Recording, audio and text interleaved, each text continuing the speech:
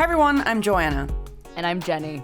And this is Hyphenated, the podcast about living in the hyphen. I think this marks the end of spooky season. No. I love how the word spooky sounds adorable. It's like, oh, little spooky. It's about like being scared though. Like I recently talked to a linguist, and they were saying that the funniest words in the English language are either words with the letter K or the double O words, like boob, noob, but then also spooky. And I feel like if you're gonna choose a word to explain something scary, why would you go with spooky? Well, don't even get me started on spoopy. What's that? That became a whole thing. I think the meme of spoopy started because there was a packaging error at a Halloween store that said spoopy instead of spooky. Wait, do people use the word spoopy? Look, I'm going to tell you straight up. I fell into the meme trap of spoopy. I thought it was funny. I used it for many years. Until people recently were like, oh, it's so stupid to say spoopy. I'm like, well, fuck you. You don't like to have fun. So there's a new word that surged out of a misprint from like an Amazon Prime warehouse. Some shit. Yeah, and now people say, oh, I want to get spoopy. Yep. So it's even lessened. It lessens the scariness. It really, and I think that's really representative of Halloween.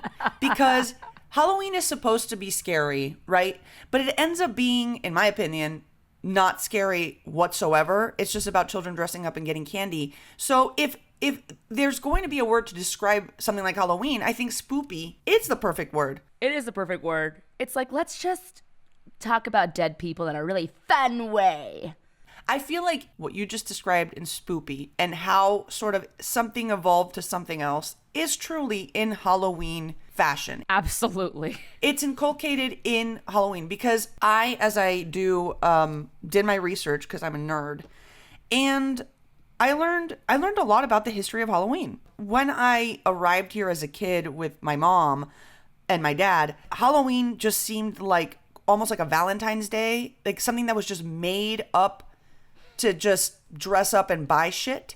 Yep. But I had no idea that there's just this very, very long history and culture related to Halloween. Like, Halloween was a Celtic pagan ritual that represented the end of the summer months and the beginning of winter, which was like when I guess everyone died back then. So they thought that that day, the day between summer and winter, was the day where the dead were closest to the living. Mm-hmm. They thought that they were everywhere. They thought that these dead people were everywhere and the ghosts were everywhere. So they themselves had to dress up to scare the ghosts away. And then it was merged with Catholic traditions because November 1st was All Saints Day. And I feel like the Catholics were like, I mean, why don't we just keep this fun little tradition around? Let's make it Catholic. And let's make it like Hallows Eve, which fits in with All Saints Day because, that makes sense. Like, I feel like Catholics were like, if we take away Halloween for these guys, they're going to rebel. So let's find a way to have them still be able to dress up and have fun and bob for apples. As long as they don't dress up like Satan. Which we do. Sexy Satan. We do dress up as sexy devil now. Well, sexy everything. Sexy Elmo, sexy fucking Elmo is sexy. How dare you sexify Elmo when Elmo himself is a sex symbol? I mean, that is a great point. You don't need to make him any sexier. What are you gonna sexify next? And listen, I am all for sexy cosplay. There's plenty of sexy characters. Just look at most comic book characters in anime and video game. Anyway, I'm veering off, but I always make fun of the sexy costumes, but it's not because I don't think people should not be sexy on Halloween. It's just, Jesus, people, get creative with your sexiness. If I see one more sexy bus driver, I don't know what I'm going to do with myself. It's the most fucking caquita idea you can think of. Like a little cap and like a little like blazer with like bus driver name tag and like little short shorts and fishnet stockings and stiletto boots. It really is bizarre seeing the origin of the holiday, which was like these poor people thought the dead were coming to get them. Ay, los pobres. And they were preparing themselves for a horrific winter where most people did die. And we're like, I'm going to be like sexy doctor. I'm going to save your life, but be sexy while I do it. Why? Evolution, baby. Evolution of all the things. I mean, but you know the costumes they used to wear, right? It's really disturbing. What do you mean, when? Back in the Celtic times, the costumes that they wore to ward off the dead were made out of dead animal heads and carcasses and skins. Like they would wear animal heads on their heads. It's like Dandy Bear animatronics, but pretend they were real pandas. Like they were frightening. Yeah, and like they got gutted and skinned and deboned and just placed, like that's what they used as costumes. Real clever. Thankfully, we don't have to do that today. No. Porque hay sexy panda, hay sexy de todo, sexy armadillo, sexy can of beans. Like there's just, I mean, sexy. Really... I would love to see a sexy can of beans. Like what do you do to sexify a can of beans? Do you just like put on a belt? Like what is a sexy? I don't know, honestly? but I guarantee you, Google that shit. It's there. It exists. Someone thought of it. I wish I could be in the room at these like costume companies and be like, all right guys, what do girls want to dress up as this year, where they can show off their culo and thighs and their tetas and maybe their peepees. Like what do we do, and then just be like, oh sexy Barney. It's like, fuck yeah, dude, you know what, sexy Steve Jobs. Yes, sexy Steve Jobs. There's nothing sexier than technology. And also turtlenecks. So let's go. That's it. It's just a turtleneck and a thong. It's 100%. I feel like people started to do sexy blank as a response to be sexy, but now people do it ironically. Like, do you know the Borat, like, unitard look? I've seen that so many times. And I feel like the first guy that wore it was like, I feel really sexy right now. And I feel like now guys wear it and they're like, I know this is not sexy. I'm aware. I'm fully aware. This is my postmodern sort of interpretation of Halloween because I took sexy and made it ironic. The thing about sexy, right? Like sexy, especially in Miami. Olvídate gaso, eso. Bro, okay. Just go to Coconut Grove on Halloween. I can't imagine a day I would want to be in Miami less than Halloween. Oh, truly, no, honestly. not. I'd be terrified. Absolutely not. I'd be terrified for the wrong reasons. Not because of the ghosts and I'd be terrified because I'm like, is this the future of humanity? I'd be like concerned. Everyone is so en cuero in Miami on Halloween that I was like, I'm going to get pregnant by walking through this crowd in South Beach because someone's BB is going to poke me. Did you ever watch Mean Girls? Oh, of course I watch Mean Girls. I'm a 30-something-year-old woman. Mean Girls was my religion for like a good 2 years there.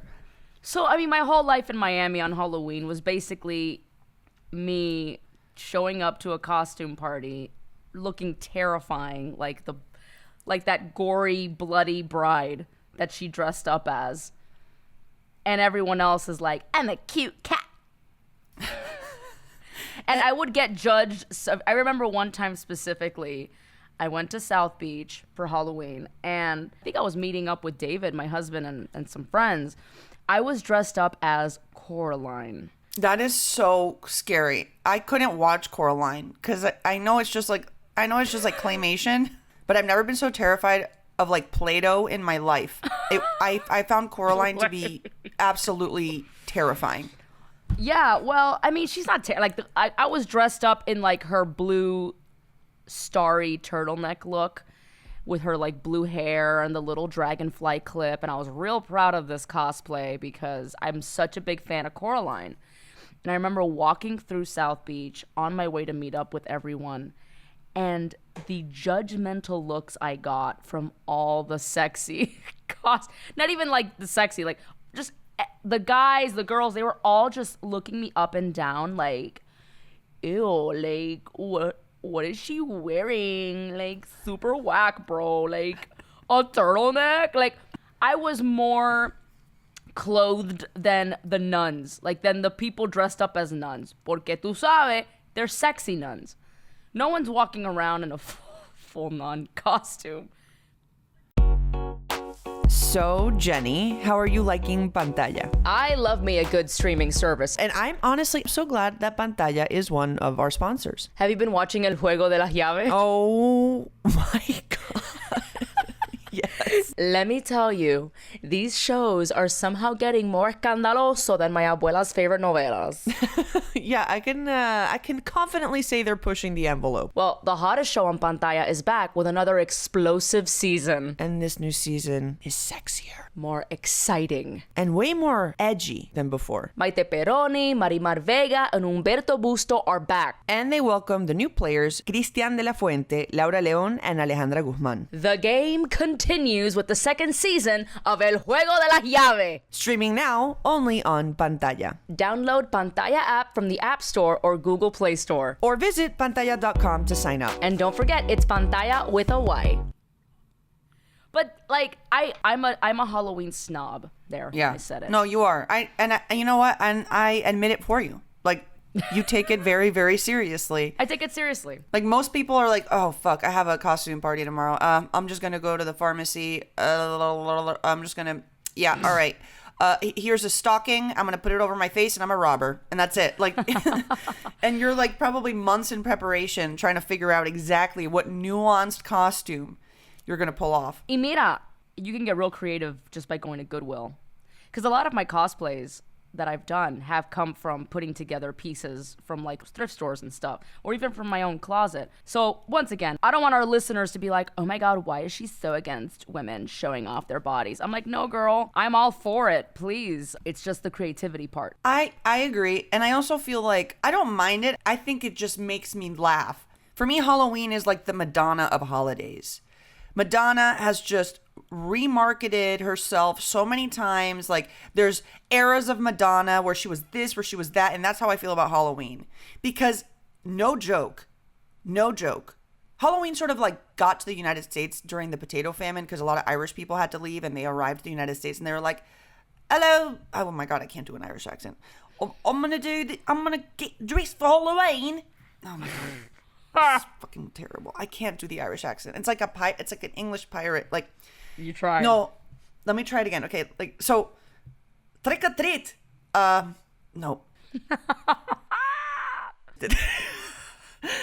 So the Irish arrived during the potato famine at the end of the 19th century, and they brought along their, Halloween tradition.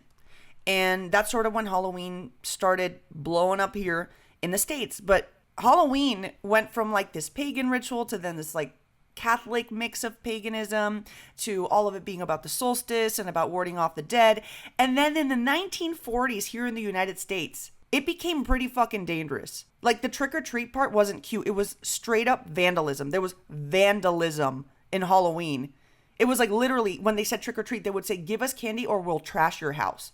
So trick or treat was born through this vandalism and hooliganism where people would show up at people's houses and be like, give me candy or I'll fuck up your house.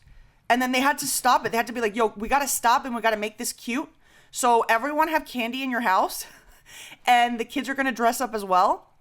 And we're just going to, let's rebrand. Let's Madonnify. Let's rebrand. And they rebranded it. They would have been canceled if they would have continued the way that they were going. But Halloween was like, no, rebrand the shit out of me. And now it's adorable when kids say trick or treat. But it used to be treat or I will fuck your shit up. Literally. That's hilarious.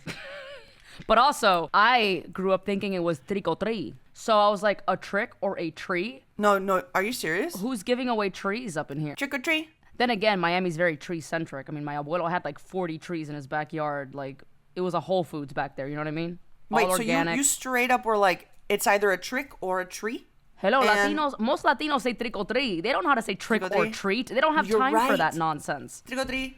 They don't even know what they're saying. I didn't even know what I was saying as a kid. I didn't even know I was giving options to these people whose doors I was knocking on. It honestly sounds like an onomatopoeia. Like, it's like the reggaeton song about trick or treat, and it's like trick or treat, trick or treat, trick or treat, trick or treat, you know? Trick or treat, trick or treat. Yeah, and honestly, I think it worked out because now that I think about it, like, you're saying trick or treat, but like, did most people really have a backup plan if they chose trick? I didn't. Well, but you bring something up that I am very interested in, which is, kids are going to be knocking on my door. And what if when they're like, trick or treat, what if I stone cold look at them in the eye and say, trick. Like, what would they do? What like, you got, Billy? Come on, Billy, trick me, motherfucker. And he's like, like, I want to try that. Like, I don't want to scare children, but I also do want this to be like an experiment, a psychological experiment on, you know, have these. I want to, you know, when it's like you find out that Santa isn't real. Yeah. I want kids to realize that they're asking a question that they're not expecting an answer to. They're not really thinking this through, you guys. Yes. No one is. Have a backup plan. Have a trick. Have a fucking egg in your basket. I don't know. Throw a huevo at. I don't know. If I say trick to Billy and he pulls out an egg and throws it, I'd be like, touche. Take my apartment. You've won. You've won Halloween, Billy. You know what? I was talking to my mom about Halloween recently, and when we arrived here, she was excited to dress me up because in Venezuela, kids dress up for Carnaval. But in Carnaval, you sort of dress up as your hero, or like as Popeye, or as something cute like Mickey Mouse. I dressed up as Minnie Mouse. But my mom was like terrified when she arrived and saw all these children with like very gory, bloody costumes. And she was like, I don't understand why. Like, it's really violent. Like, it's awful. It's like the evil. They're like dressing up as evil. They should dress up as good. And in every Halloween, she'd make my costume. And I remember one year I dressed up as Marilyn Monroe. And I arrived to the school, like, function. And my friend was like, oh, are you going to, like, stick a knife or something in this costume? Or are you gonna like bloodify the costume? And I'm like, no, this is Marilyn Monroe. And they're like, yeah, like dead Marilyn Monroe. I'm like, yes, Marilyn Monroe is dead, but I am dressed up as the living version of Marilyn Monroe. I don't know if like immigrant parents like feel this, where they're like, why are we dressing up our 7-year-olds in like gory ass shit, like an axe beheading them? Like, why is this the way that why is this happening? I feel like my mom was absolutely confused. Your poor mom.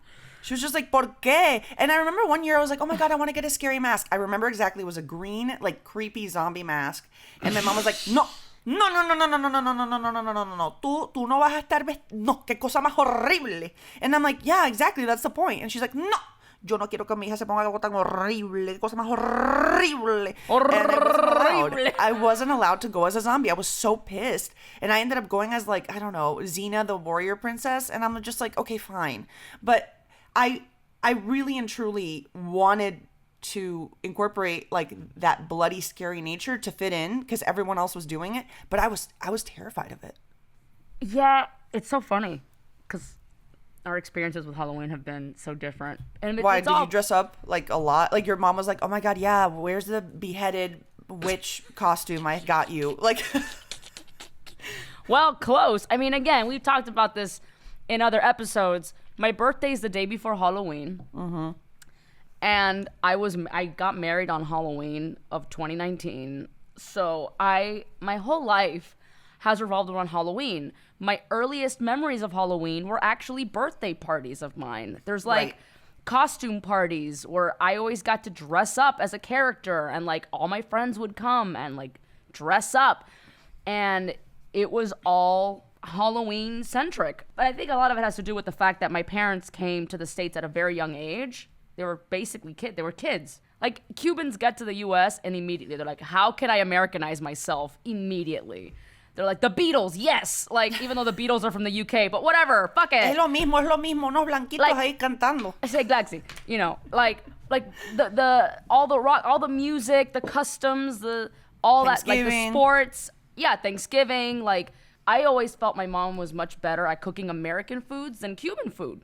Mm-hmm. My grandma was the Cuban food expert, but my mom was like meatloaf and mashed potatoes and corn. Like that's really what I loved to eat when my mom would make as a kid, was like biscuits and gravy, stuff like that. So do you think it also has to do with the fact that like Cubans arrived here and then immediately had a path to citizenship? Of course. They were sort of like given this, hey, you're here? All right, this is your new country. While so many other immigrants, it's like, I don't know if I'll be here next year, so I don't know if I want to Americanize fully, because I might be going back, you know? That was my grandparents' mentality. I think that's why they never learned English. And my at least my maternal grandparents never celebrated Thanksgiving. So they were just like, no, because of the same mentality of like, we might go back and fuck this shit. But again, my parents got here at a very young age. So of course, they were going to be all about the American customs. And even though I was raised Catholic, I wouldn't say my family was like extremely religious or anything like that. Like my mom has dressed up herself for Halloween as like witches and stuff. And even now, she's been texting me photos of her Carmen Sandiego costume she's putting together for this party she's going to, because she wants to win the contest so badly.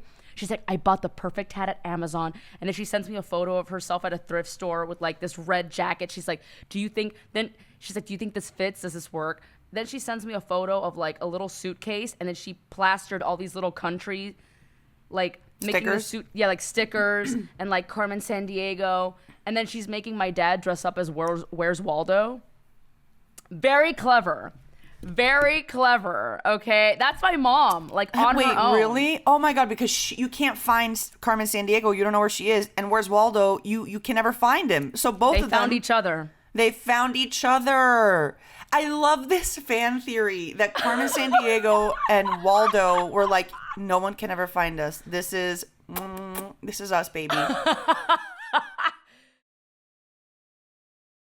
I remember for my engagement photo shoot, me and my husband did a very like Tim Burton-y, macabre, in the woods type of photo shoot. And I was wearing like a black, like lacy dress. And I shared it on my Facebook fan page. And a bunch of people, older Latinos, of course, were like, ay, pero negro.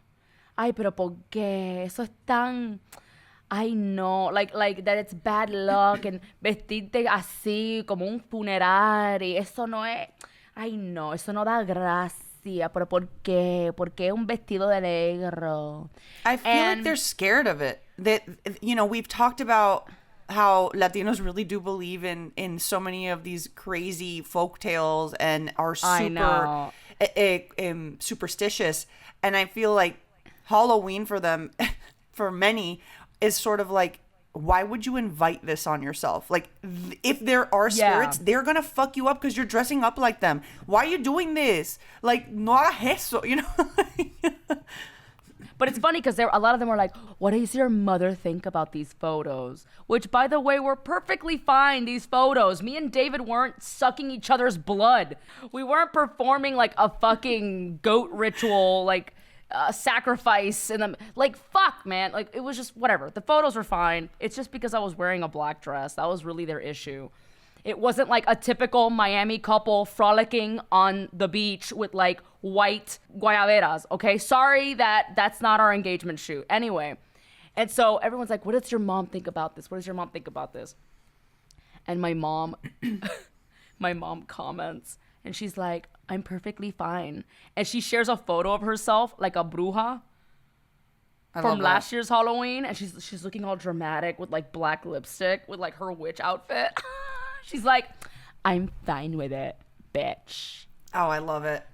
I feel like in Catholicism, there's this underlying creepy gothic nature to it. Like as a kid, there was no scarier place for me to be than a church, a Catholic church. Like, truly, I think that's why I chose to be Jewish, because I'm like, synagogues are just like buildings. And then churches, it's like, I feel like I'm in a Tim Burton movie where someone is sacrificed and he's literally right in front of me in a cross. Like, I was absolutely petrified of churches. I was absolutely petrified of crucifixes. I found it to be all creepy. The gargoyles, this, the that. Claro, yeah. No one thinks about that stuff. There's like this like dark underbelly of like Catholic iconography where...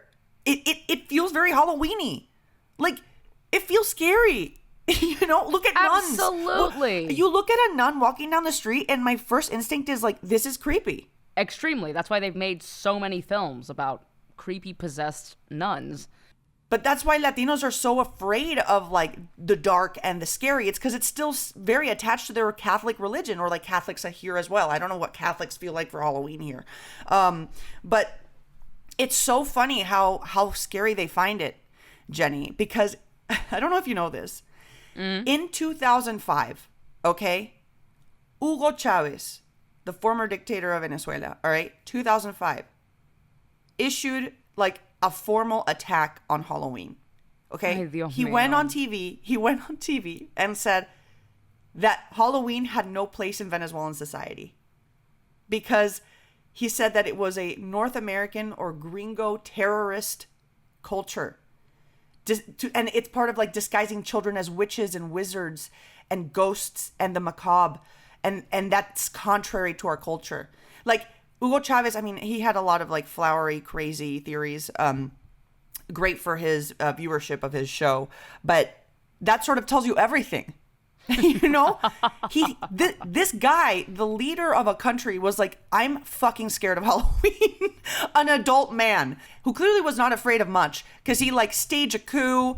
This guy, you know, thinks he is made of Teflon. He can say whatever he wants. He thinks that like he is God's gift to this world. And this motherfucker is afraid of Halloween too. You think he was really afraid of Halloween, or he just doesn't want people to have fun? I mean, he is a dictator, so maybe both, you know? He's afraid and he's like, I don't want my citizens to have fun unless they dress up like me because I'm a narcissist, you know? I'm sure that's the only way someone like him would get behind Halloween is like everyone has to dress like little Hugo Chavez. I mean, that's scarier than a goblin, bitch. That's scarier than anything, honestly. You tell me something scarier than that. I cannot think of anything scarier than a Halloween where people dress up as Hugo Chavez. Like, Or any absolutely dictator. not. Any dictator. Absolutely not. That's the real terror. So, you know, as I was talking to my mom about Halloween, she brought up El Día de los Muertos, right? And El Día de los Muertos and Halloween occur like one day after the other. And it's not a coincidence. You know, this goes back to like pre-Hispanic times, indigenous times in Mexico, where they also had to look at their calendar. And the solstice, you know, was at the same time dividing, you know, the calendar year. And they also, which is weird, every culture sort of has a version of this where the dead and the living months like merge in a day. And for them, it was almost the same day as the Celtics chose. And in Japan, it's also very similar. But they had it on the similar day. And when the Spaniards came and conquistaron, it evolved and it incorporated some religious elements. But, you know, what I do love about El Día de los Muertos and what my mom said she respects about it is that it isn't like, oh, death is scary and ghouls and goblins. It's like, okay, death is part of life. So let's like celebrate our dead and have fun and eat food. And the las calaveras and the skulls that in Halloween have this like scary and dark nature to them. In Día de los Muertos, it's like colorful. It's like a celebration of life. It's almost the exact opposite. What's interesting is that in Miami, no one ever talked about Dia de los Muertos. I didn't learn about it until much, much later in my life, which is fascinating. And especially after moving to Los Angeles, where there is more culture that surrounds itself around Dia de los Muertos, I learned so much more about it. But then in hindsight, I look back at how my grandma used to celebrate the life of her, her siblings and her parents who had passed. And she always had like flowers for them. She always had fresh flowers for them. She had photos of them everywhere. She'd have like a little glass of water and like she would light candles. So I feel like despite Cubans specifically not celebrating Dia de los Muertos, we would still have these little rituals that were similar, but not at that full extent. We didn't have like food for them or an altar, but in our own way, we had our tiny little mini altars. At least that's how it was in my family. No, I agree. I in Venezuela, we didn't celebrate Dia de los Muertos, but my Jewish family didn't really do this, but my Christian family did. Someone passed away and there'd be pictures and flowers and, their favorite Virgen was next to them. It would almost be like an altar. And death had this sort of very present nature in a home, which is like, oh, like, I feel like my American friends, if they came, they'd be like, oh, what's that? And I'm like, oh, that's the altar of all my dead relatives, like with flowers and candles. Like, who does that? Like, they'd find it macabre. They'd find it creepy.